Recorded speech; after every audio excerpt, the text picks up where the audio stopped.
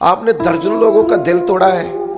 اور آپ کا خیال ہے میں کثرت سے درود شریف پڑھوں گا تو معاف ہو جائے گا۔ کثرت سے درود پاک پڑھنے کا ثواب تو ملے گا، طبیعت میں مٹھاس بھی آئے گی، حضور راضی بھی ہوں گے، پر وہ جو اس کا دل توڑا ہے اسے معافی بہرحال مانگنی پڑے گی، اس کی دل جوئی بہرحال کرنی پڑے گی۔ میرے عزیز،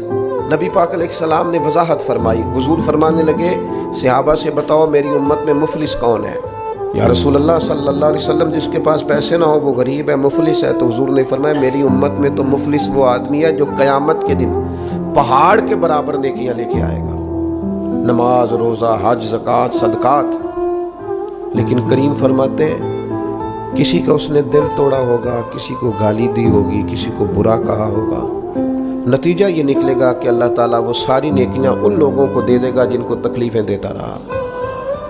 پھر بھی اس کے ذمے حقوق بچیں گے، تو اب جن کو تکلیف دی تھی ان کی گناہ اس کے ذمے ڈال کے پہاڑ کے برابر نیکیاں لے کے آنے والا آدمی بھی دوزخ میں چلا جائے گا۔